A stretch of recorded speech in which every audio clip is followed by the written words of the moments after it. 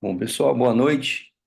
8 horas, vamos manter a pontualidade aqui para a gente poder fazer essas sessões online. Eu queria dar as boas-vindas a todos, os colegas aqui de Salvador, do interior do estado, dar as boas-vindas aqui. Eu estava conversando aqui com o Dr. Ronald, que é nosso convidado, e só vou para a gente abrir aqui essa primeira sessão. Eu queria só dar alguns avisos aqui, fazer alguns comentários rápidos. Primeiro, agradecer, né, a sociedade aqui, a diretoria executiva da nossa regional. Eu faço parte aqui do Conselho Fiscal, né, para quem o pessoal já estou bem conhecido aqui, eu acho, pela turma que acessou hoje aí. Sou ex-presidente daqui, mas agradecer a confiança de Fabrício aí, do nosso presidente, para estar à frente dessa sessão. Essa sessão online, na verdade, alguns colegas, quando a gente colocou lá no grupo, né, eu agradeço o pessoal lá que parabenizou, né, pela sessão, né, por ter idealizado a sessão, mas, na verdade, para a gente dar um mérito aqui, essa sessão, na verdade, ela surgiu e partiu por uma cobrança, vamos dizer assim, né, por uma provocação, vamos falar assim, no bom sentido, por um pedido dos próprios associados, principalmente o pessoal do interior do estado, para que pudesse participar.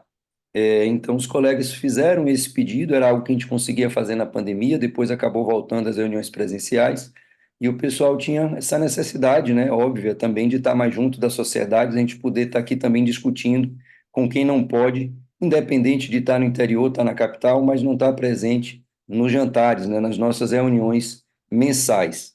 Então, na verdade, não foi ideia minha essa reunião, eu só ajudei aqui a idealizar, a botar em prática, e eu queria deixar aqui dois nomes, né? Apesar, como eu falei, foram vários colegas que pediram e que trabalharam para que essas reuniões pudessem acontecer, mas eu queria deixar aqui o nome de doutora Cláudia Fernandes e doutora Tereza Freitas, em especial essas duas colegas que foram aí bem atuantes e bem insistentes para que a gente pudesse fazer essa reunião. Então, agradeço a essas duas colegas em especial por essa aí não só a ideia, mas como, né, a persistência para que essas reuniões pudessem sair. Então, elas, eu acho que mais do que eu aqui, é que estão à frente aí da ideia dessas reuniões. Como eu falei, eu estou apenas a gente podendo viabilizar e colocar em prática. Eu queria pedir, como a gente falou, né, que acho que a ideia inicial era ter o acesso dos colegas do interior do estado também, então eu queria pedir aqui via chat, se o pessoal puder escrever aí de onde está acessando, para a gente é interessante isso, a gente poder saber depois até onde a gente conseguiu chegar, né, para conversar com vocês. Lembrar que essas reuniões que a gente está fazendo, elas serão mensais, tá? Então, a gente já tem aí a programação pelo menos das duas ou três próximas reuniões. Os temas foram elaborados aí a pedido dos colegas, desses colegas que solicitaram as reuniões online, mandaram algumas ideias e a gente trabalhou em cima disso para poder estar trazendo esses temas para vocês. Eu peço desculpa aqui um pouco pela minha voz. Ontem eu fiquei bem afônico. Hoje eu ainda estou aqui um pouco rouco, mas está dando para a gente. Eu acho que estou conseguindo ser aqui ouvido bem aí por vocês. Mas hoje, na verdade, né, não sou eu que vou estar aqui palestrando. Hoje a gente tem o prazer e a honra aqui de ter o Dr. Ronald Fumian, que é diretor científico da nossa regional. Então, é o nosso primeiro convidado aqui, abrindo essas nossas sessões do Vascular Connect, para a gente poder discutir um pouco sobre a insuficiência venosa, né, e das modalidades terapêuticas aí da cirurgia, poder falar um pouquinho das escolhas, né, das indicações de espuma, termoablação, cirurgia convencional também. Só antes de passar a palavra aqui para o Dr. Ronald, eu também queria só agradecer a presença aqui dos alunos da Liga de Cirurgia Vascular, né, a gente tem aqui um dos orientadores, uma das professoras, a doutora Fernanda, né, que ajuda ela também na orientação dos meninos, viabilizou aí o acesso deles. Hoje eles estão juntos e como eles têm a reunião também periódica deles na Unifax, hoje na universidade, eles acessaram lá de um computador e estão projetando essa nossa reunião para que o pessoal da Liga possa acessar. Então é sempre um prazer ter o pessoal da Liga aqui junto com a gente, então agradeço também o interesse e a presença deles, também vão estar compartilhando aqui de conhecimento com a gente, são sempre bem-vindos, assim como os residentes também que vão estar participando. Então, queria passar a palavra, já encerrei minha cota aqui dos meus 5 minutos, e eu queria passar a palavra para o Dr. Ronald, ele poder fazer as considerações, iniciar a aula, e as perguntas eu peço aos colegas, a gente está mantendo aqui os microfones fechados. Eu acho que vocês conseguem aí abrir os vídeos, né? Para quem quiser, mas eu peço as perguntas para que a gente, para que seja mais prático, às vezes a gente economiza também tempo. Quem quiser ir mandando através do chat, pode ser no chat geral, pode ser aqui no meu pessoal, quem quiser mandar também, quem tem o telefone quiser mandar aqui para o meu WhatsApp, a gente vai estar repassando essas perguntas ao final da apresentação, tá bom? Então, mais uma vez, boa noite a todos, agradeço a presença. Dr. Ronald, por gentileza, assuma aí a apresentação para suas considerações e a sua aula. Muito obrigado mais uma vez pela presença. Boa noite, Maurício. Boa noite a todos. Obrigado. É um prazer enorme estar aqui na Bahia com vocês, mesmo que virtualmente. O Gilmar já achou que ia me levar para comer acarajé, mas não deu certo, não foi dessa vez. Não, brincadeiras à parte aqui, vai ser um bate-papo, gente. Fiquem tranquilos aí. A formalidade é por conta do Maurício, nosso anfitrião, mas como eu disse a ele, eu falo para vocês também, não me incomodo de maneira alguma em vocês interromperem durante a aula e perguntarem, enfim, fiquem à vontade, tá? Ah, eu sei que todos aqui, ou pelo menos a maioria, são experientes, são cirurgiões vasculares, então não vou trazer grandes novidades a vocês, mas a gente vai discutir práticas e indicações que a gente costuma fazendo, que a gente vê por aí, e talvez ouvir de vocês também algumas sugestões, tá? Então, podemos começar, Maurício? Ah, antes de mais nada, eu não posso deixar de agradecer, né, também ao presidente Fabrício pelo convite, e aos amigos aí da Bahia, o Ricardo Lujan, que está sempre com a gente, o Gilmar, a Ana Célia, que eu vi que está conectada aí também, enfim. Um grande abraço a todos vocês aí. Podemos, Maurício? O que que você acha? Podemos? Fique à vontade, Ronald. Então tá bom. Então a gente vai falar de insuficiência venosa, como o Maurício comentou com vocês. É um tema comum, corriqueiro, o que a gente fala para os residentes e para os alunos é justamente isso. O pessoal sai da residência adorando as próteses ramificadas, com scallop, ramo e fenestra, não sei aonde, mas o dia a dia do cirurgião vascular no consultório vai ser varizes, vai ser tratamento de doença venosa, então vocês têm que saber, enfim, tem que praticar isso e dar o máximo para aprender um pouquinho da parte venosa também. E a gente está com alguns projetos da Nacional agora, Maurício, é interessante, acabei de voltar do Rio de Janeiro, sábado a gente estava lá com o Lujan aí da Bahia, de vocês, e o João Sarragó fazendo o circuito dos residentes.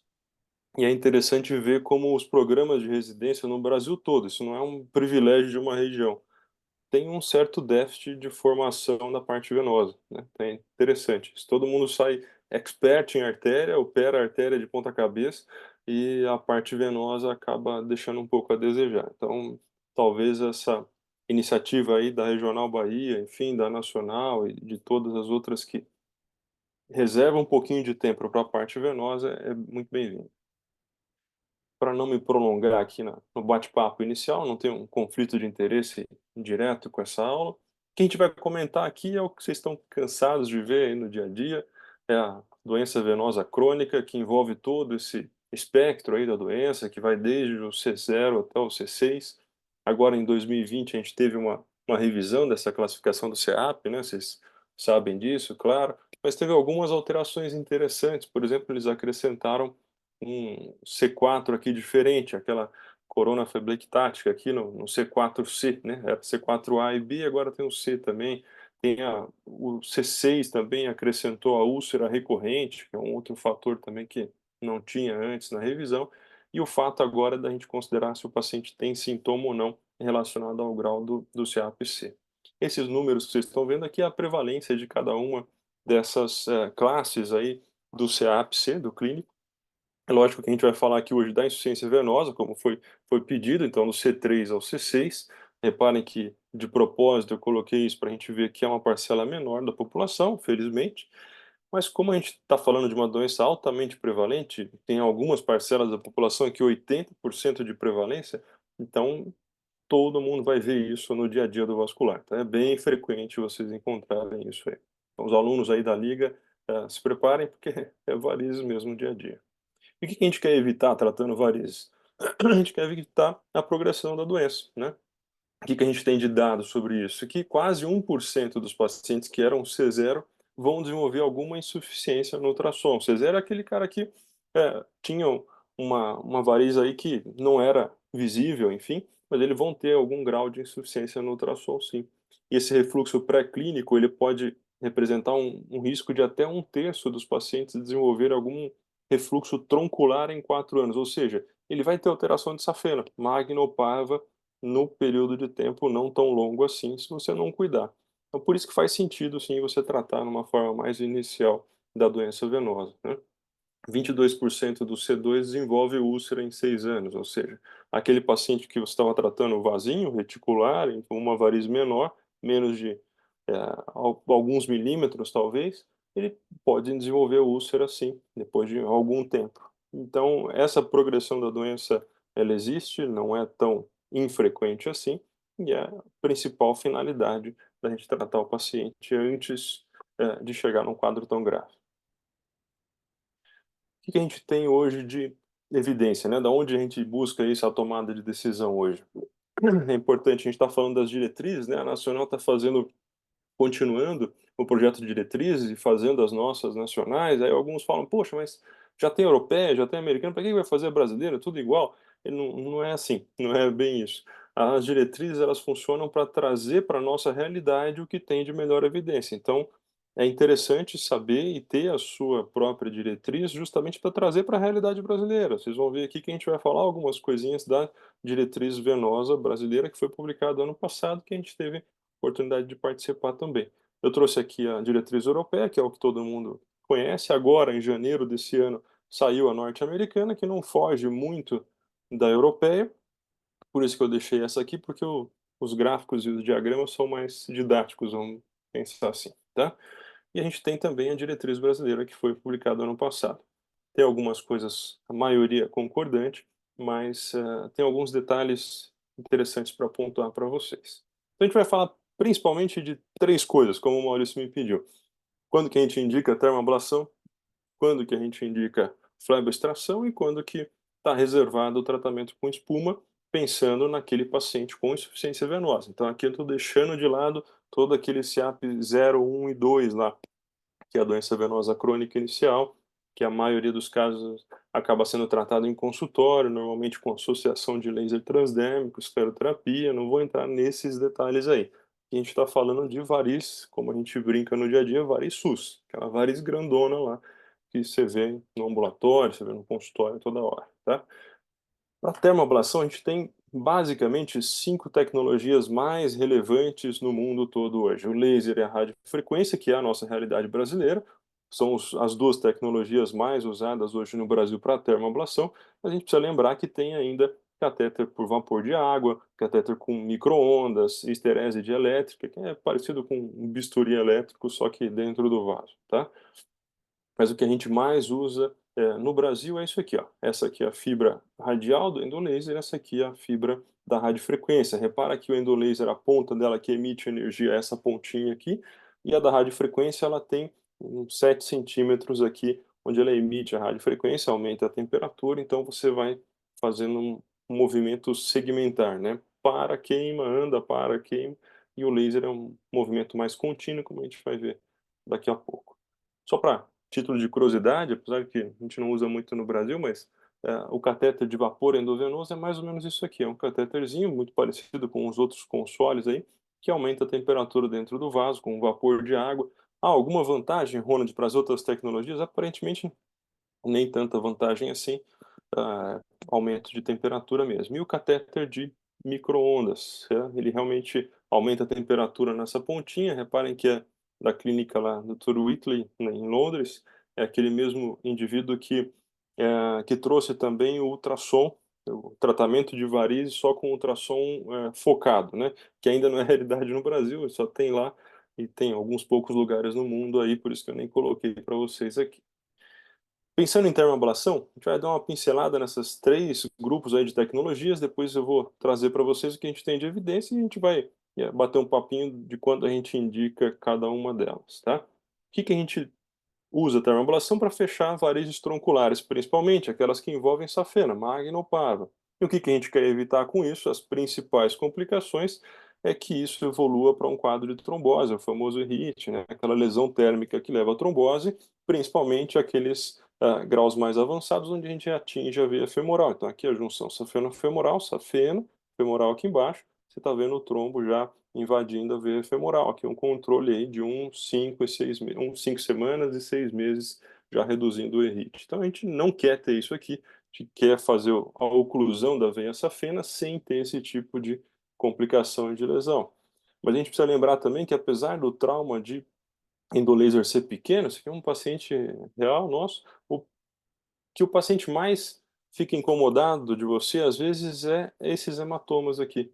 E esses hematomas acabam aparecendo não é por conta do seu tratamento com endolaser, mas é por conta da infiltração, da famosa infiltração que a gente faz em volta para proteger a veia, né. Então, às vezes, isso incomoda ele mais do que a própria cirurgia, do que o tratamento com ablação. A gente precisa lembrar que a tecnologia que a gente usa hoje para termoablação é principalmente aquele comprimento de onda de 1470 para o laser de endolaser, né, para safena, que ele tem como cromóforo, ou seja, a molécula que ele quer atingir, que ele vai aumentar a temperatura, é a água. É importante que isso não começou nesse comprimento de onda. Você já teve outros comprimentos, 910, 980 nanômetros, e era mais frequente nessas outras frequências, nesses outros comprimentos de onda, ter retração de pele de gordura. Alguns pacientes tinham até sulco na perna, ficava um sulco em todo o trajeto da safena quando você fazia. Pensando nisso ou não, enfim, como o 1470 ficou muito, bacana para fazer isso, essas retrações diminuíram bastante, mas ainda continua. O paciente sente repuxar um pouquinho a perna. Então o pessoal da estética começou a usar isso aí para fazer lifting. Vocês devem ter ouvido, já por aí as propagandas do endolifting, né, dos endolaser e tudo mais. Por isso que eu coloquei para vocês aqui. Por isso que eu coloquei como complicação de propósito, fazer uma provocação para vocês, porque o pessoal fazendo aqui, ó, endolift no pescoço, do lado da carótida, botando um laserzinho aqui e queimando a pele e a gordura, porque nesse trajeto onde eles fazem, acabam tendo retração. Então, no nosso trajeto onde a gente vai fazer a safena, vai ter retração, o paciente vai sentir repuxar, você precisa tomar cuidado no grau de energia que você entrega naquela região, para que essa retração não seja exagerada, tá? Passando então para o nosso segundo grupo aí, de tecnologia que a gente está usando, é a fleboextração, né. Quando indicar a fleboextração? Fleboextração clássica, o stripping de safena mesmo, de veia troncular, a gente usa ou dispositivos como esse de aço, esse aqui os mais privilegiados, né, porque hoje em dia é difícil você achar um fleboextrator de aço ainda nos grandes hospitais, hoje o pessoal só tem aqueles descartáveis de plástico que você usa uma vez e acaba jogando fora, esses aqui são os melhorzinhos, né. Então, você acaba tirando essa fena aqui e não tem aquela ligadura de ramo, não tem ligadura de tributária da safena, acaba tirando, às vezes sai nervo safeno junto, enfim, paciência. Então, talvez essa seria a justificativa para que o stripping de safena, tenha um pouco mais de resultado de dor e resultado de hematoma quando comparado às outras tecnologias. Aí vocês vão perguntar: "Pô, Ronald, mas tem evidência disso?" Tem. Realmente o paciente que faz a fleboextração, o stripping, ele tem uma recuperação um pouquinho mais demorada do que o paciente que faz a termoablação, a gente vai mostrar as evidências para vocês daqui a pouquinho, só para a gente lembrar como é que é isso. E a fleboextração, o stripping, normalmente é associada à microcirurgia de varizes, né, a flebectomia com microincisão, que não é segredo para ninguém, é o dia a dia nosso do vascular, são as microincisões, só fazer uma ressalva aqui que quem, colocou essa agulhinha de crochê para ser usada é um brasileiro, né, que acabou desenvolvendo e adaptando a agulhinha de crochê para a gente fazer a fleboextração. A microcirurgia de varizes, ela vai desde incisões pequenininhas como essa e delicadas como essa aqui, que é o ideal, que é o interessante, ao jogo dos 7 erros, que é isso aqui do lado, ó. Se vocês verem, as incisões elas estão, eh, contrárias ao que recomendam o pessoal da cirurgia plástica. Então a gente deve fazer o cortinho contrário à linha de força. Então essas incisões aqui não estão adequadas, tá vendo? Elas estão no sentido da fibra muscular, devia ser transversal para ficar uma cicatrização menor, não é para fazer uma incisão enorme como essa aqui para dissecar a crosta de safena parva também. Então isso aqui não é o ideal a se fazer, a gente tem que fazer a incisão menor possível, suficiente para tirar a veia do calibre. Uma frase máxima que o pessoal faz na cirurgia venosa é a marcação, né. O segredo da cirurgia de varizes é a marcação bem feita durante o pré-operatório imediato ali, com ultrassom, com realidade aumentada, com fleboscópio, com o que você tiver, na mão. Pessoalmente, eu gosto de usar fleboscópio e ultrassom para marcar a cirurgia de varizes, acho que fica mais adequado. E a ideia é tirar o máximo que você conseguir com microincisões contrárias à linha de força, como a gente comentou, para deixar o menor trauma possível. Passando para o último grupo de tecnologia que a gente vai conversar hoje, a famosa espuma densa com a técnica de Tessar, essa com a torneirinha que a gente está vendo aqui, que todos vocês fazem, ou já fizeram alguma vez. A gente tem 3 grandes concentrações de polidocanol, né, o mais usado é o polidocanol de meio, 1 ou 3%. Você vai associar uma concentração maior em varizes de maior calibre. Aqui a gente tem o Varixio, que é uma tecnologia que o pessoal trouxe agora para tentar fazer uma espuma de uma homogeneidade maior, mas ainda as evidências comparando isso com a técnica do profissional ainda são bem, parcas, né, vamos dizer assim, não tem uma vantagem grande, a facilidade que ele faz uma espuma numa quantidade grande, razoável, deixa mais homogênea realmente, fácil de usar, não tem nenhuma grande dificuldade, vocês vão ver aqui nesse último, ele já injetou o líquido lá, parece uma máquina de espuminha de leite do café, sabe. E ele vai fazendo a espuminha aqui, isso demora, tem que completar esse ciclo todo, para fazer a espuma e ela estar adequada ao uso. E aí você tira parte dela e acaba injetando, usando naquele segmento venoso em que você quer tratar. Se é uma safena, um tributário, uma perfurante, enfim. Essa parte é estéreo, né, toda essa cúpula aqui é estéreo, a seringa também, por isso que o pessoal está manipulando aí com luva estéreo. Isso aqui foi durante o Flebolearning aqui da Nacional, aqui em São Paulo. E aí acaba tirando só a fração que você vai usar. Outras tecnologias que a gente tem no mercado, já tem no Brasil também, é esse catéterzinho aqui, que parece um duplo lumen de acesso central, né, mas a ideia é usar a espuma e aspirar a espuma. Por quê?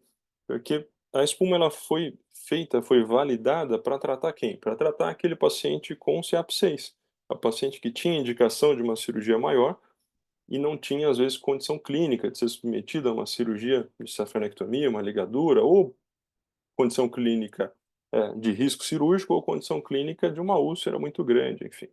Então a ideia da esclerose com espuma densa começou para isso. Depois ela foi avançando, lógico, o pessoal foi usando em várias concentrações, com várias maneiras, para outras situações e outros quadros clínicos, mas ela deu start nisso. E dando start nisso, o pessoal, notou que se você fizer a aplicação da espuma, numa veia de grande calibre e não fizer a drenagem, enfim, ou a extração do hematoma, ou deixar aquela veia sem ser comprimida, por exemplo, aquilo vai formar um coágulo e vai levar a uma mancha na pele, vai ficar uma hipercromia e tudo mais. Então esse Sclerosafe é um catéter que promete evitar esse tipo de complicação. O que que eles, prometem pra gente? Reparem que tem 2 seringas de propósito, uma que você injeta a espuma e outra que você já vai aspirando ao mesmo tempo. Esse vídeo aqui vai mostrar para vocês mais ou menos como é isso, depois eu vou falar a minha impressão usando essa tecnologia. Você faz um cateterismo pela técnica de Seldinger, passa um fio guia na veia varicosa, guiada por ultrassom, tira a agulha e passa o catéter sobre o fio guia. Então, um Seldinger comum para qualquer outro acesso. Qual que é a dificuldade disso aqui? É vencer esse monte de tortuosidade. Eu não preciso falar para vocês, vocês fazem endovascular arterial, toda vez que você tem uma angulação grande dessa aí, vencer essa tortuosidade com o fio guia não é fácil. Na veia não vai ser também. Então a maior dificuldade é vencer essa tortuosidade com o fio guia para você poder depois avançar esse catéter durante esse trajeto todo tortuoso que é uma veia varicosa. Então numa safena que é mais retilínea, de um calibre maior, ok, você consegue fazer a aplicação da espuma com o Sclerosafe. Mas numa veia mais tortuosa como essa do vídeo aqui, não é tão simples assim quanto está na propaganda, tá? Então a ideia da tecnologia é bem interessante, ó, você injeta a espuma com uma das vias, a via distal, e já vai aspirando na via proximal e tracionando o catéter. Qual que é a intenção deles? É retirar esse material que está sendo usado lá para evitar que tenha aquela inflamação exagerada, para evitar que tenha hipercromia, para evitar que faça flebite onde a gente não quer, nos segmentos onde a gente não quer, evitar todas as complicações então do uso da espuma. Uma ideia bastante interessante, mas na hora da gente aplicar a tecnologia, precisa tomar cuidado com essa questão anatômica aí, da tortuosidade. O que que a gente tem de evidência, afinal de contas? Ah, Ronald, tem alguma coisa que é melhor que a outra? Bom, já tem bastante coisa interessante, tem muito ensaio randomizado, muita revisão sistemática que analisou o que a gente tem de evidência, e reparem vocês, ó, que desde lá de 2022, quando saiu o guideline europeu, a termoablação para veia troncular, então aqui eles estão analisando só safena magna, tá? Safena magna, veia troncular, o grupo aqui da esquerda, ou tributária de safena magna. Essa safena magna troncular, ninguém discute que hoje a principal indicação é termoablação. Então, se você tiver tecnologia disponível no seu serviço, o paciente tiver condição econômica de fazer isso, é possível sim, tem vantagem em você usar a termoablação. Mas por quê? Qual a vantagem? Recuperação mais rápida, principal. Se você fizer ela adequadamente, corretamente, ela não vai ter recanalização, e ela vai ter um resultado clínico comparável à cirurgia convencional. É comparável, Ronald? É comparável. Mas por que que não é superior? Ninguém sabe ainda. Então não é superior, mas juntando tudo, ela é a primeira opção. Segunda opção, a gente vai fazer a cirurgia convencional, a ligadura alta e o stripping. Reparem que a espuma aqui, ó, é a última opção, em veias tronculares. Pô, mas por que a espuma é a última opção? Principalmente pela taxa de recanalização. 50% de recanalização em 5 anos quando você faz em veias tronculares, como as safenas aqui. Então é bastante coisa.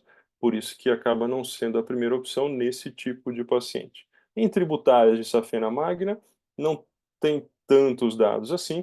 Lógico que tudo é uma decisão compartilhada entre o paciente e o médico que vai indicar, a condição dele, enfim, a situação toda ali do cenário, mas você pode fazer a flebectomia junto no mesmo momento do tratamento de veia troncular ou estagiado em outro momento.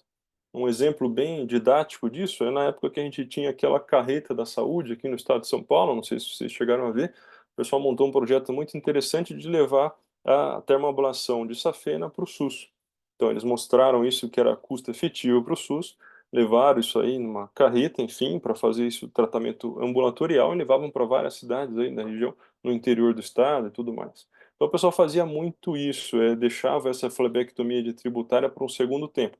Tratava a safena com termoablação, anestesia local, na infiltração, e deixava a tributária para um segundo momento. Se aquele paciente que tivesse queixa, enfim, aí acabava fazendo uma complementação com espuma em consultório no segundo momento. Então é uma realidade que é possível fazer, uma combinação de tecnologia possível.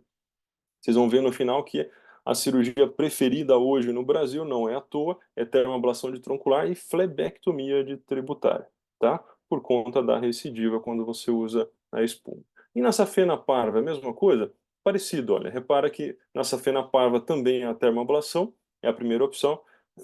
A cirurgia convencional aqui na parva acaba sendo lá, um consenso de especialista, a última opção, por conta do risco de manipulação, muito perto da poplite, enfim, alguns dados de trombose venosa profunda mais frequentes do que quando manipula a safena magra. Lógico que a gente tá vendo isso aqui, a realidade geral, né, numérica geral, não na realidade de cada serviço aí. E, de novo, a decisão de tratar as tributárias junto ou não vai depender, de cada situação, de cada paciente.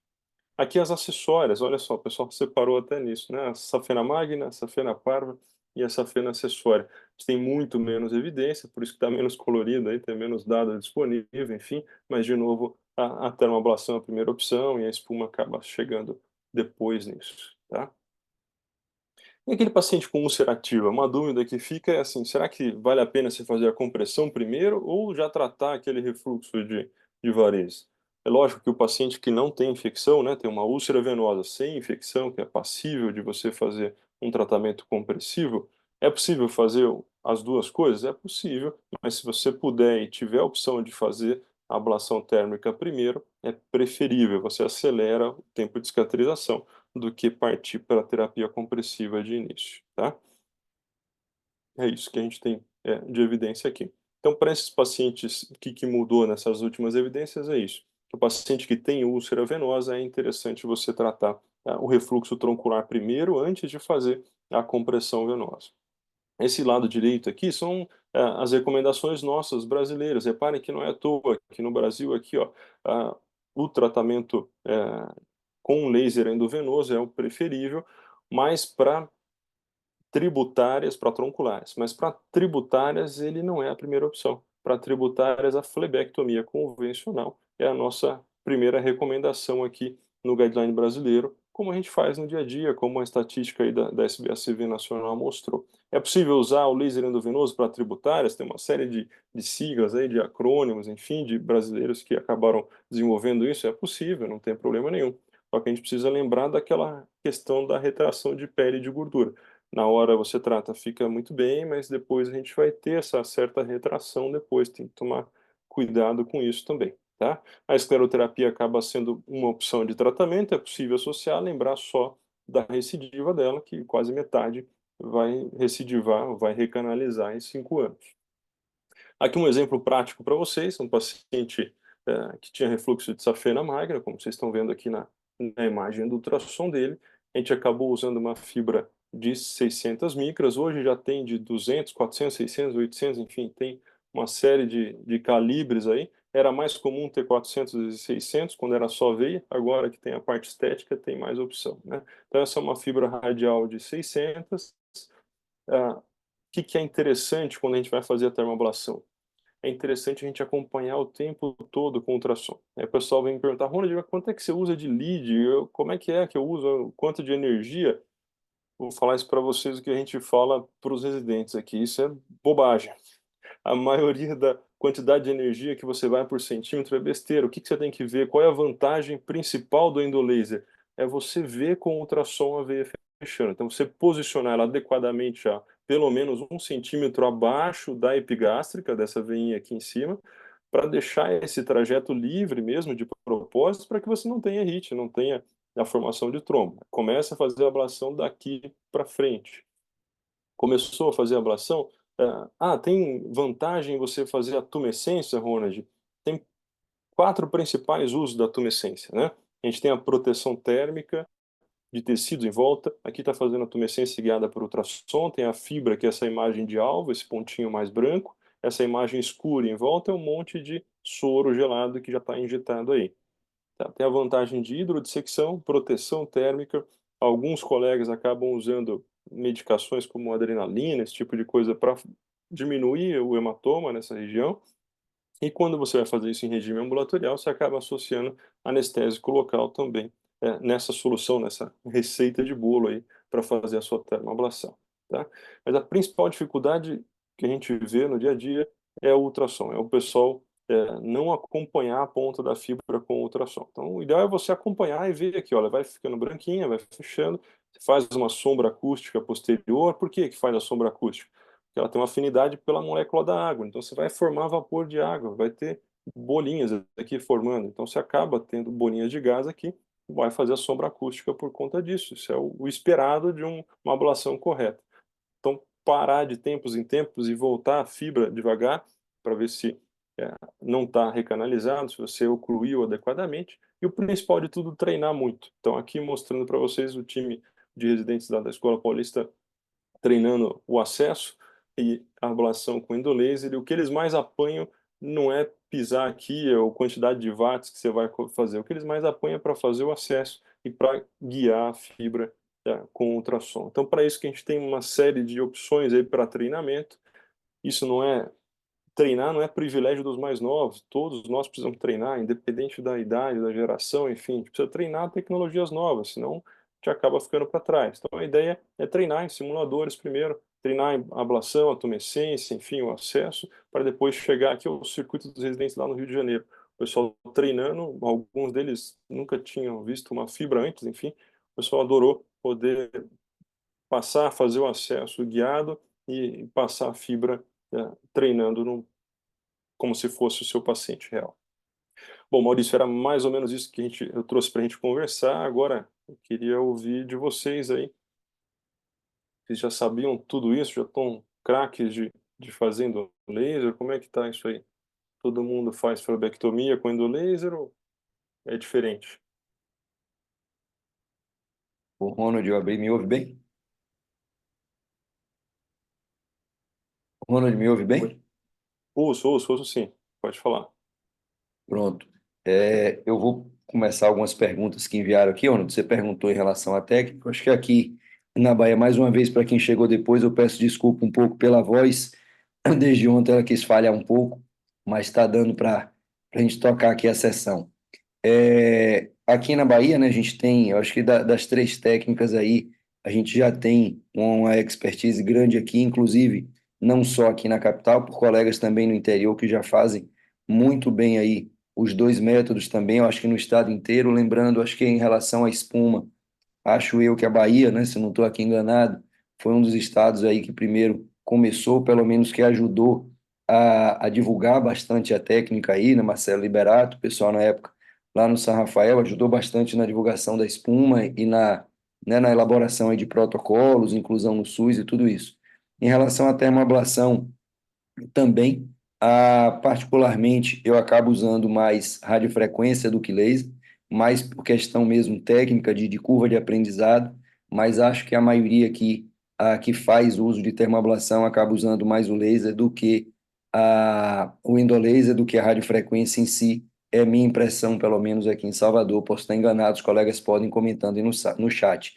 Uma das perguntas que surgiu aqui, Ronald, é em relação aos seus, alguns colegas estão mandando aqui no chat geral, alguns me mandaram aqui no privado, a pergunta em relação ao seu protocolo no pós-operatório dos pacientes, né? Desses pacientes, entendi eu aqui que a pergunta talvez da hora que surgiu aqui quando você estava falando da termoablação, mas em relação a esses pacientes de termoablação, se você faz uso de corticoide no pós-operatório, qual a dose, como é que você faz a analgesia desses pacientes no pós-operatório. E aqui eu vou estender, como a gente ainda tem um tempo aqui bom, se você puder comentar aí para cada técnica como é teu protocolo, principalmente quando você faz tratamento de veia troncular, de safena.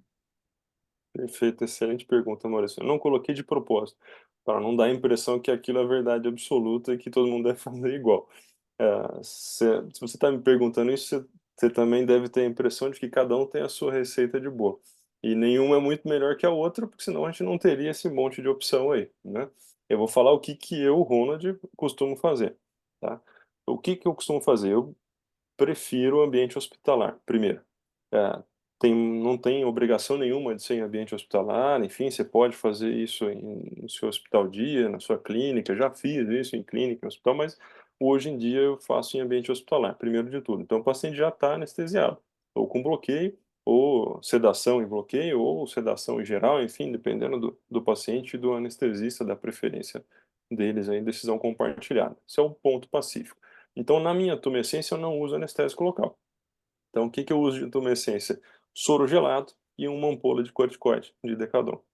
Então, uma ampolinha de corticoide. Por que que você usa, Ronald? Tem evidência? Não, não tem evidência nenhuma. Opinião de especialista. Por que que eu uso? Porque a gente reparou que os pacientes, quando voltam no retorno de uma semana, tem um pouquinho de dor mais parestésica, né? Aquela inflamação mais crônica, enfim. Então, a gente acaba usando esse corticoidezinho aí para melhorar um pouco a dor. O anestesista já sabe, ele já, Ronald, é a mesma coisa? Ele diz, é a mesma coisa. Então, além disso, o que que ele faz? Ele faz um diprospan em uma coxa e faz um Clexane na outra coxa. Lógico que naqueles pacientes que não têm contraindicação para anticoagulação e tudo mais. Então, eu faço sim profilaxia medicamentosa para todos os pacientes que não têm contraindicação. Como a gente faz internação de 12 horas, né, o paciente interna de manhã à tarde está em casa, então é dose única de 40 miligramas, salvo qualquer excentricidade, né, naquele padrãozão geral. E uma ampola de Prospan IM também. Então esse é o intraoperatório. No pós-operatório não tem nada de especial, não costumo deixar antibiótico de rotina, não costumo deixar nenhum analgésico especial, anti-inflamatório e analgésico simples nessa primeira semana. Sei que tem alguns colegas que acabam acrescentando outras coisas aí, não vejo problema, mas de uma maneira geral é isso. Exceções. Então, aqueles pacientes que têm um antecedente já trombótico maior, por exemplo, já teve uma trombose em algum momento, mesmo que faz muito tempo, por um motivo já conhecido, teve uma fratura, fez uma trombose, enfim, e vai operar varizes depois de 10 anos. Esses pacientes eu prolongo um pouquinho a profilaxia. Eu deixo ele com xarelto até o retorno de uma semana. De novo, evidência zero, opinião de especialista, que fique claro que é a minha opinião só, não quer dizer que é nenhuma evidência robusta, tá? Quanto a O que elastocompressão, elastocompressão, perfeito. no É, pós? tem aquelas meias intraoperatórias excelentes, a gente já usou algumas vezes, mas eu ainda prefiro, por mais que o paciente seja o mais particular possível, prefiro ainda a compressão com a faixa crepe e compressa, e no primeiro dia ele tira, usa meia elástica e retorna com a meia elástica no consultório. Então ele vai usando, trocando diariamente, não costumo usar nenhuma recomendação muito específica para isso. É o tradicional mesmo. Tem alguns colegas que usam outras compressões, enfim, acho perfeitamente viável, mas costuma ser bem razoável isso aí que eu estou te falando e funciona muito bem. Exceções, quando o paciente já tem um linfedema por algum motivo, já fez uma erisipela, enfim, eu acabo entrando com antibiótico e acabo prolongando um pouquinho esse antibiótico, mas são exceções, né? De novo, a regra não é essa. Você falou também da espuma, perfeito. Eu prefiro deixar a espuma para aqueles pacientes, de novo, Maurício, ou é aquele paciente CAP1 e 2 que tem uma veia maior que você precisa ocluir, é outra finalidade. Nesse paciente agora, veia troncular, eu prefiro não usar espuma em safena. Eu uso espuma para um complemento, uma tributária, alguma coisa que precisou, que a gente não conseguiu fazer flebectomia por algum motivo, já tinha flebite prévio, alguma coisa que você não conseguiu tirar, aí você usa a espuma para complementar.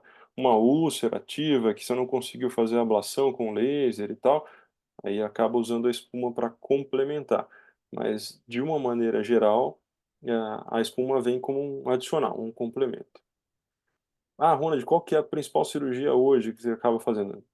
Endolaser na troncular e micro nas tributárias, microincisões nas tributárias.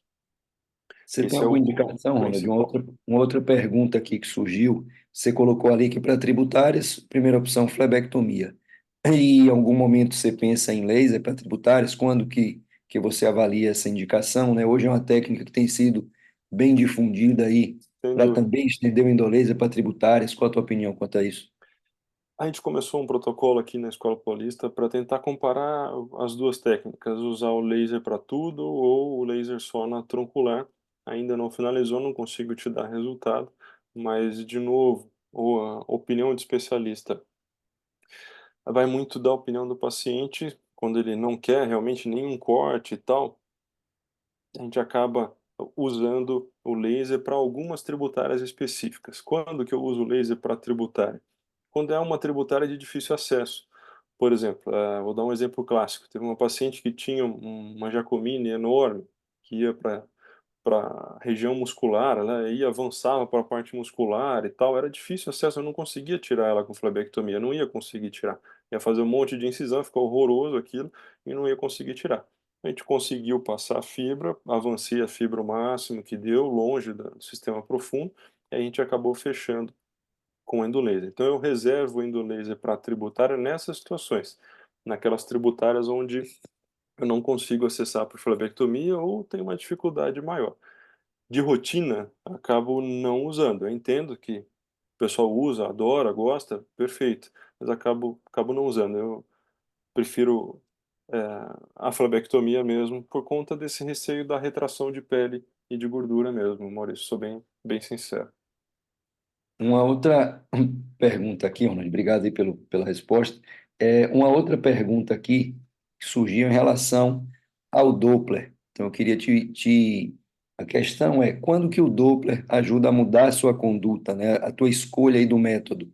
Às vezes que a gente eu faço o Doppler também, e tem algumas situações, às vezes, que a gente se depara quando a gente está fazendo o Doppler para aquele paciente que não é nosso, né? Não é você que vai operar, e que você vê ali, né? Às vezes você tem muita tributária dentro do compartimento da safena, além de uma safena insuficiente, você tem aquelas tributárias de mais difícil acesso em grande quantidade. Às vezes você tem uma perfurante maior, às vezes você tem uma safena que é fora do compartimento e muito próxima à pele.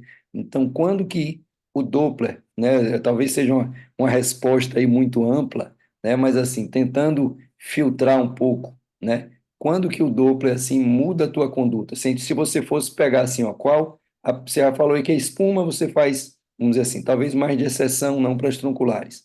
Mas qual uma característica assim que você teria no exame de Doppler para você falar, ó, quando eu acho isso aqui, eu penso mais na termoablação ou eu penso menos? Quando eu tenho isso, quando eu vejo uma perfurante dessa forma, quando eu vejo uma safena dessa forma, eu penso que aqui nesse caso é melhor fazer espuma ou é melhor fazer uma termoablação. Quando que o Doppler assim te ajuda a mudar, vamos dizer assim, a conduta? Que característica você conseguiria pensar assim de cada método? Você tem toda a razão, Maurício.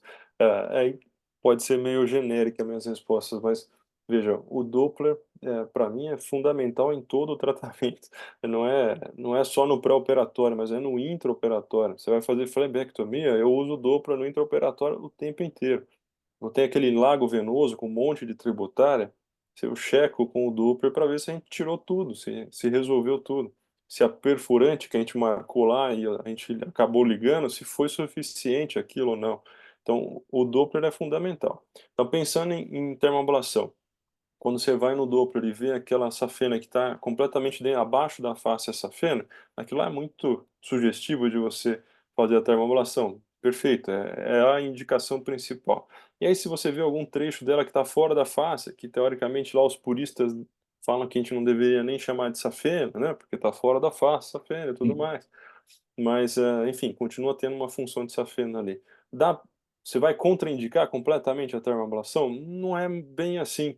Dá para você infiltrar, dá para você baixar ela da pele, por exemplo, você consegue infiltrar e deixar ela mais de 1 centímetro de profundidade e conseguir fazer, a termoablação com uma energia um pouquinho menor para evitar, a hipercromia de pele, para evitar queimadura e tudo mais. Então, o Doppler é fundamental nesse ponto. Com relação à fleboextração e espuma, por exemplo, quando você vê no Doppler aquelas tributárias de face lateral de joelho, que pega ali a cabeça da fíbula, eu morro de medo daquilo, do nervo, né, fibular, para não deixar a pé caída naquilo.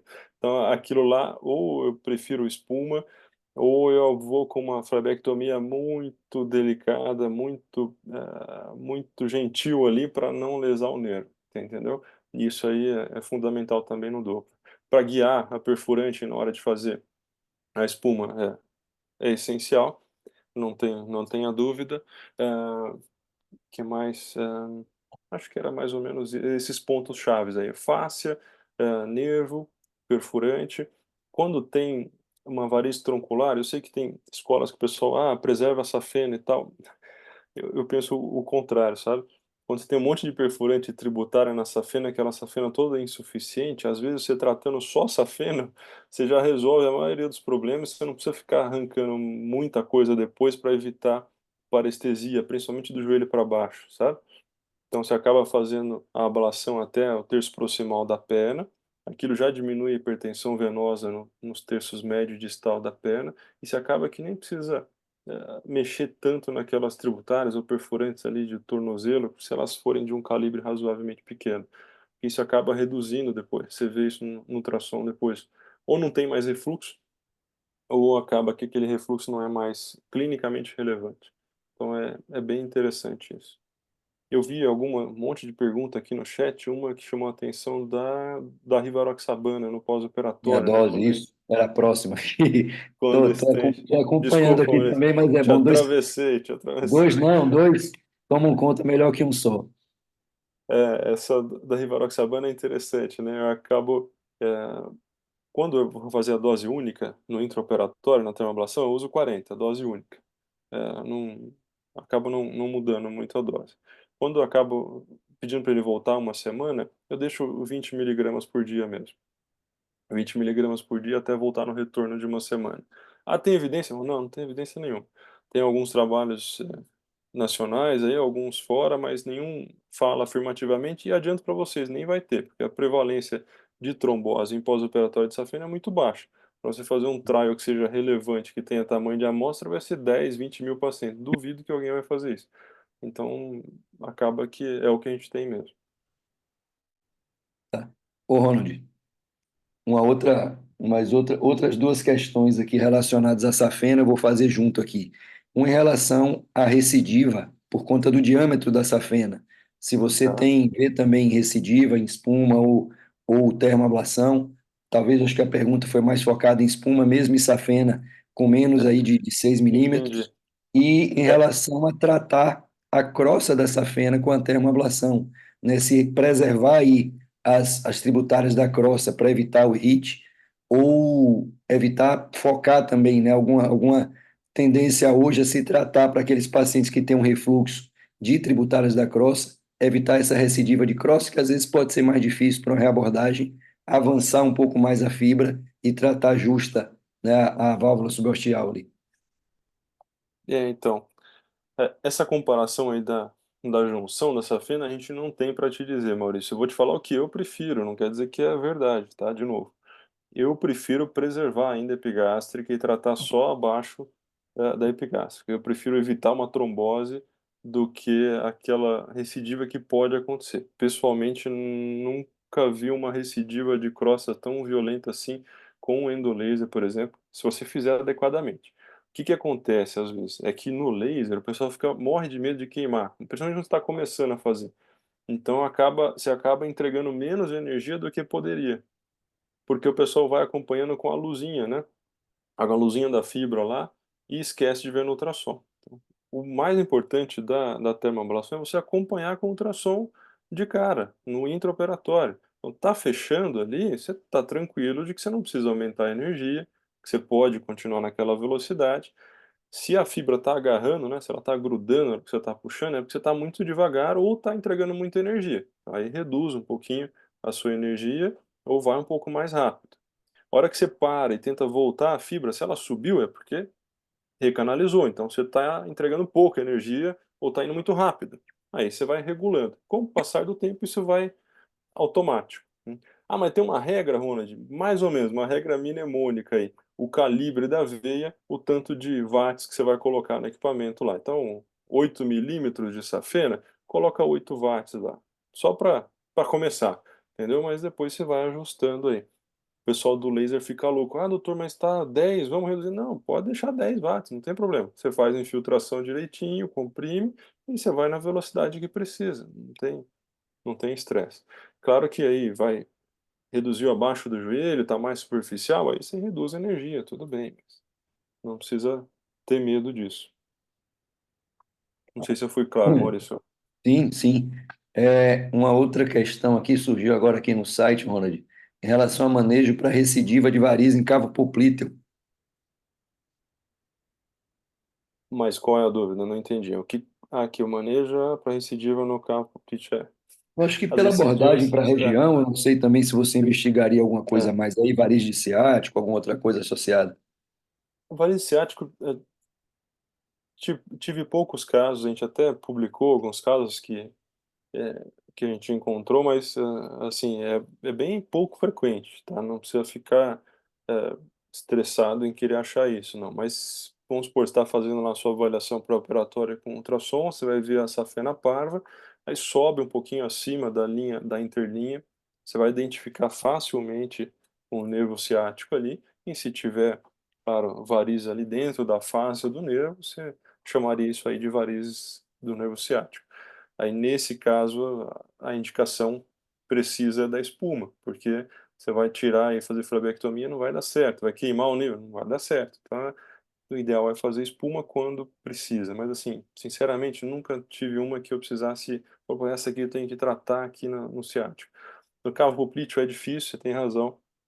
Tem uma preocupação maior com trombose venosa mesmo, enfim, a manipulação ali, tem toda a razão. Mas uma dica que às vezes pode acontecer você dissecar a crosta da parva, ao invés de vir por baixo, né, pelo amarelo lateral ali, onde começa essa fenda parva, você pode dissecar a crosta da parva ali, fazer uma ligadurazinha, microincisão, e vir com a fibra de cima para baixo, né, queimar ao contrário, sabe? É possível também, alguns colegas preferem isso. Ah, você faz isso, Rona, de rotina? Não, eu não faço de rotina. De rotina é o acesso distal no tornozelo e deixo lá 2 centímetros da junção, às vezes um pouco mais, 3 centímetros mesmo, um segmento mais longo mesmo, e queima o terço da panturrilha ali, o terço proximal. Em relação, Ronald, a perfurante, qual a tua primeira opção? Se ligadura mesmo, se caberia, né? A radiofrequência, um tempo tinha um estiletezinho que a gente podia usar ali para É, queimar. Não, é não é meu bacana. dia a dia o window laser, como eu falei, eu acho que pelo window laser também é uma opção. E qual a tua primeira opção para perfurante? E uma dúvida é, muda nessa tua opção? Pode variar aí a depender do tipo de perfurante, se direta, se indireta, você ter a liberdade maior de manipular essa perfurante, se é uma perfurante mais curta, se é uma perfurante com trajeto maior, isso muda? Ótima pergunta, Maurício. O maior medo da perfurante é você levar a trombose venosa profunda, né? Você vai Sim. ficar cutucando ali, dá uma flebite e dá uma TVP. Mas assim, ainda de uma maneira geral, eu prefiro ligadura direta. Olha que doideira, né? Tem cara de moleque, mas eu sou das antigas. Prefiro ligadura, né? Ainda não uso endolaser, não. Assim, endolaser para perfurante é uma coisa que a gente tem que tomar cuidado, porque você não tem muito controle de onde você vai queimar, do heat, você não tem aquela Hum. distância, do sistema profundo. Então, uma perfurante muito curtinha, que você vai queimar ali, tem que tomar muito cuidado. É um botão só que você faz, como na junção safeno-femoral. Junção safeno-femoral a gente faz uma ligadura, vamos dizer assim, de termoablação. Você deixa parado lá a fibra e deixa lá uns 100 joules ali parado. É a sua ligadura ali quando você vai fazer a troncular. Então, na perfurante é mais ou menos isso. Você deixa paradinha a fibra e faz um pouquinho mais de joule ali parado. Não vai andar nela. Então, por essas e outras, eu prefiro a ligadura. Quando que eu não faço ligadura? Quando eu não tenho acesso, não consegui funcionar, guiado por ultrassom. Tem a opção da espuma também, principalmente em úlcera. Às vezes é difícil você conseguir passar a fibra no lugar certinho e tal, e aí acaba fazendo a espuma mesmo, na perfurante. Tenho aqui uma pergunta do Almiro. Desculpa, Maurício, só que está subindo aqui, de safanectomia, se a gente oferece para os pacientes. Então, Almira, quando o paciente tem condição de financeira, que eu digo, né, de optar pela melhor tecnologia, eu ofereço as opções para ele e sugiro qual a tecnologia que eu acho que é melhor no caso dele. A maioria das vezes que precisa de variz troncular, a gente acaba fazendo endolaser. Mas, de novo, eu só faço endolaser para tronculares. A minha rotina Hum. não é usar endolaser para tributária, tá? Paciente que só tem tributária, a gente vai fazer microflebectomia, se for o caso cirúrgico, né? Ô, Ronald, deixa eu te Pode falar. fazer uma pergunta aqui, eu vou sair talvez um pouquinho da parte técnica para a parte filosófica, talvez assim, te aproveitando aí, você é de um serviço de residência também, e agora, né, tá aí na Nacional, não só como diretor científico, mas você também tem estado à frente aí de alguns cursos de formação dos residentes. E aproveitando essa pergunta de Almiro, né, como, né, pessoalmente como você ofereceria, mas assim, hoje a gente vê no serviço de formação, como você colocou no início, hoje às vezes o residente ele sai muito bem treinado na parte arterial, já sem a necessidade de tanto curso extracurricular na parte de endovascular, mas ele sai muitas vezes sedento ali de um curso de flebologia, né, da parte do tratamento cirúrgico de varizes ou do tratamento estético. Então, como você, né, aí à frente também da residência, e como a sociedade, eu vou estender aqui um pouquinho o teu cargo diretivo aí na parte executiva, como a sociedade tem visto essa formação dos residentes, né? Hoje, em muitos serviços SUS, a gente não tem a opção, muitas vezes, de uma termoablação, que a gente vê aí que está crescendo como método, né, de primeira opção, muitas vezes, e a gente tem uma difusão muito grande aí dos tratamentos com espuma, né, na rede pública, né, pelo menor custo, pela facilidade de acesso à população. Então, a gente acaba tendo já muitos serviços públicos que quase que já não oferecem mais a cirurgia convencional e optam, né, e tem praticamente ali no seu maior montante, pelo menos, tratamento de espuma, né? Então, como é que você vê esse impacto aí na formação, né, do cirurgião vascular, como a sociedade tem visto aí essas indicações, esse aumento aí, vamos dizer assim, do uso da espuma e o impacto disso, né, na formação de quem está saindo aí agora da residência. Perfeita pergunta, Maurício. Achei excepcional. Você tem toda a razão. A formação venosa hoje dos nossos residentes parece que está um pouco deficitária. Por que estou dizendo parece?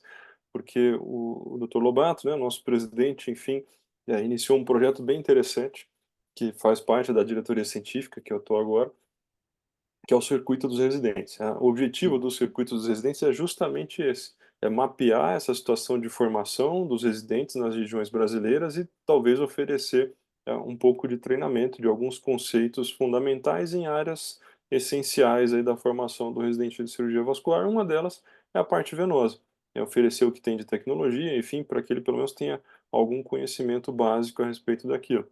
Tem uma série de outros cursos de educação continuada que a sociedade tem feito, né, o Flebolearning foi um desses, para tratamento venoso, que casa muito bem com o motivo da aula, que a ideia é justamente essa, dar uma ideia básica para o indivíduo de qualquer faixa etária, de qualquer nível de formação, né, ter acesso às tecnologias que estão em uso hoje em dia. Com relação ao uso da espuma, sua colocação foi essencial, perfeito.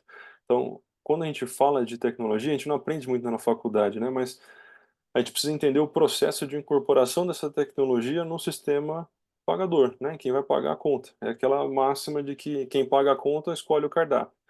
Então, como é que você inclui uma tecnologia num sistema de saúde? Você precisa avaliar que ela funciona primeiro, que ela é custo efetiva. Aí você vai incluir ela no Sistema Único de Saúde e, posteriormente, ela pode ou não ser incluída pela ANS na saúde suplementar. Então a coisa não é inversa. Normalmente esse é o caminho. Quem avalia isso é uma comissão do ministério que chama Conitec, que é a comissão que avalia a incorporação de novas tecnologias, que vai ver esses 2 pontos fundamentais: se funciona, a evidência científica, e se o SUS consegue pagar, se o sistema consegue pagar aquilo, se é benéfico ou não pagar aquilo lá. Por isso que foi incorporada a espuma, porque realmente é uma tecnologia que, apesar de ter as suas diferenças com as outras, mais preferíveis, vamos dizer assim, ela funciona, né. Então ela funciona, tem lá a sua recidiva, tem as suas ressalvas, mas ela funciona, funciona muito bem e o mais importante de tudo é barata. Então por isso que ela foi incorporada no SUS e por isso que a maioria dos serviços acabam usando espuma de uma maneira mais difundida e mais geral. Eu acho que é essencial a incorporação da espuma, mas a gente, como centro formador de residente, de especialistas, a gente precisa, abrir o leque de possibilidades para os nossos residentes, né. Então, por isso que a gente faz questão de falar tudo que está disponível, por isso que eu trouxe aqui o Sclerosafe, que eu acho que poucos serviços vão usar isso aí, mas a gente precisa saber que existe, né. Precisa saber que existe lá o Sonovent, que é aquele aparelhinho que trata varizes sem corte nenhum, esse realmente é sem corte nenhum, né, que é ultrassom altamente focado. Ainda não chegou no Brasil, não sei se vai chegar, mas parece interessante, a promessa é interessante. E a flebectomia em si também não é errado, né? Apesar De maneira alguma, de das maneira novas alguma. tecnologias, a flebectomia não saiu do leque de opção que a gente tem, né? Que hoje a gente ouve falar tanto dessas novas, da termoablação, da espuma, né? E cada vez avançando mais para a tributária, como se a flebectomia estivesse ficando fora de questão, né? E não é o caso. Ainda tem sua indicação muito precisa. Sem dúvida, e eu não sei se eu falei para você já, mas teve uma estatística da SBSV nacional, alguns anos atrás, e a cirurgia de variz mais praticada no Brasil atualmente é termoablação de tronculares e flebectomia para as tributárias. Isso é o que os brasileiros fazem, no Brasil todo. Você tem toda a razão. E a cirurgia Bom, convencional também não caiu por terra, Maurício, pelo amor de Deus, hein. Não foi isso que eu quis dizer. Não está e errado não, fazer ficou strip claro. de maneira alguma, tá, pelo amor de Deus, não é isso. A gente Não, só precisa mostrar o que que é um pouquinho melhor que o outro, é só isso. Se o paciente não tem condição de fazer, laser ou radiofrequência, vamos fazer cirurgia convencional, não tem problema nenhum. tranquilo. Ronald, a gente já está aqui, eu não vi aqui mais nenhuma pergunta no chat, estava conferindo aqui o WhatsApp, que tinham chegado algumas perguntas aqui no celular, mas eu não estou vendo nenhuma pergunta nova, já estamos aqui às 9 horas, já com 1 hora de sessão, a voz já começou a falhar aqui de novo, eu acho que a gente já está, acho que tá todo mundo já aqui bem satisfeito, vamos dizer assim, e bem agradecido aí pela tua participação. Queria agradecer mais uma vez aqui, né, tua presença, lembrar o pessoal, o Ronald está vindo aqui não só com uma experiência também profissional, mas também é nosso diretor científico da Nacional, está com a vida aí bem corrida, eu tenho acompanhado né, todos os projetos aí da Nacional, e realmente não tem sido fácil. Ele está numa correria aí de um congresso para outro, entre um curso e outro, e poder ter essa disponibilidade para estar aqui abrindo, né, essa nossa primeira reunião online aqui, esse nosso primeiro projeto. Realmente, a gente fica extremamente agradecido, como eu te disse, expliquei no início, né, para os colegas que chegaram depois. A ideia dessas nossas reuniões é trazer, né, um acesso talvez mais fácil aqui para a discussão. Nem todo mundo, às vezes, pode estar no presencial, ou por estar de plantão, né, por estar aí, quem tem criança pequena em casa, quem está no interior, né, como a gente colocou aqui inicialmente, né, que precisa desse acesso também às reuniões, também às discussões científicas. Então, esse projeto surgiu por conta disso, como eu disse inicialmente, não foi uma ideia de Maurício, Maurício ajudou a viabilizar, mas os próprios associados pediram isso, fizeram, né, trouxeram essa necessidade à, à nossa regional e a regional procurou viabilizar isso. Fabrício não pôde estar presente aqui hoje na reunião, Fabrício Ronald conhece, é nosso presidente. Fabrício é uma das referências aqui que a gente tem em embolização de tumor hepático e hoje, agora ele está numa reunião online, numa sessão nacional sobre embolização, está apresentando alguns casos de tumor hepático, por isso não pôde estar aqui presente, tinha falado mais cedo comigo, mas pediu aqui que eu representasse e te agradecesse também.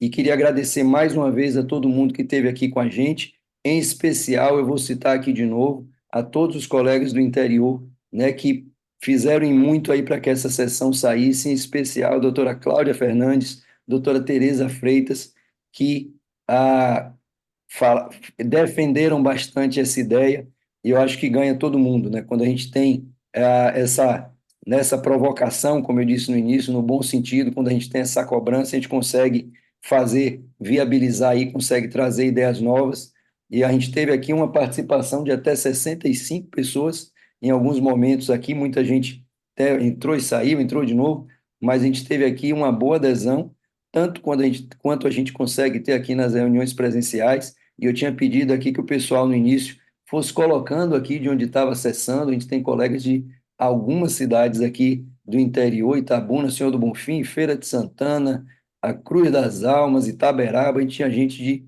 um bocado de lugar, né, um monte de lugar diferente. Então, isso realmente é uma satisfação muito grande poder estar reunido, a gente rever aqui online, como a gente fazia na época da pandemia. A pandemia trouxe aí alguns malefícios, mas né, sempre que a gente passa aí por algum aperto, a gente encontra algumas soluções também que ajudam, que ficam e ajudam a unir mais a gente. Então, queria agradecer a todos que participaram, né, Gilmar está colocando aqui lá de Alagoinhas, também entrando aqui com a gente.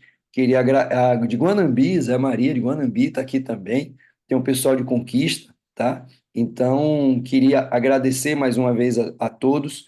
Queria passar mais uma vez aqui para você, Ronald, a palavra, só se você quiser fazer algum comentário final ou também algum comentário em relação aos projetos, né, algo da Nacional. Eu sei que teve agora, a gente tem alguns residentes participando aqui, e você estava lá com o Armando, lá em Brasília, defendendo aí, né, e lutando aí por essa causa da residência médica. Então, peço só para a gente poder encerrar aqui teus comentários finais, para a gente poder fechar a sessão depois. E mais uma vez, muito obrigado mesmo pela tua disponibilidade, uma aula aí maravilhosa, né, né, a tua humildade, vamos dizer assim, a tua gentileza aí na resposta, teu acesso fácil aí às perguntas, e muito obrigado, né, de graça que você está onde está aí, em frente à diretoria científica da nossa Nacional. Maurício, obrigado pela gentileza. Não tenho palavras para agradecer. Realmente é um prazer enorme estar com vocês. Espero que em algum momento futuro a gente possa estar presencialmente aí para confraternizar todos juntos aí. Obrigado mesmo. A Nacional agradece muito essa colaboração, que a gente precisa é isso, aproximar mais os regionais e unir todo mundo. E você falou sobre a residência, você tem toda a razão. A ideia no projeto do Dr. Armando é melhorar sempre os programas de residência. O que a gente tem feito lá foi tentar difundir isso aí, levar esses projetos, por exemplo, de educação continuada para outras regiões do Brasil, que não só São Paulo, enfim, as regiões centrais, mas está pretendendo levar para outros estados, enfim, por que não? Bahia, né? Podemos pensar nisso. Enfim, levar os projetos de educação continuada também, não só de assistência, e com relação à residência médica, a ideia é sempre melhorar. A gente teve um bom acesso no Ministério da Educação, graças à liderança do doutor Armando, e acho que tem bons ventos aí pela frente. Eu não posso prometer coisas que não dependem só da gente, mas enfim, a ideia é que melhore um pouco os programas de residência médica. Tem uma dificuldade grande hoje, não sei se vocês estão passando por isso, né, mas eh, praticamente um terço das vagas de residência de cirurgia vascular não foram preenchidas esse ano. Isso é um problema grande aí, grave. Até por vários motivos que eu não cabe aqui o momento a gente pontuar. Mas a Nacional está trabalhando para que melhore isso, para que a gente melhore o acesso, a procura, a demanda, e que os residentes, os egressos da medicina procurem mais a especialidade, enfim, procurem a vascular de uma maneira geral, e que a gente consiga manter a sociedade na liderança aí no auge. O doutor Amando está conseguindo colocar a Sociedade de Cirurgia Vascular na liderança das sociedades e especialidades, é mérito dele, a gente só está tentando dar algum apoio, alguma ajuda no que é necessário, mas parece que tem boas oportunidades aí pela frente. Não vou me prolongar, muito obrigado a todos. Maurício, é um prazer enorme estar aqui com vocês. Precisando da gente em qualquer momento, por favor, não hesite em contatar. Um abraço para o Fabrício aí e para todos vocês. Obrigado, Ronald. Obrigado a todos mais uma vez. Só deixar aqui o aviso já da nossa próxima reunião do segundo Connect Vascular.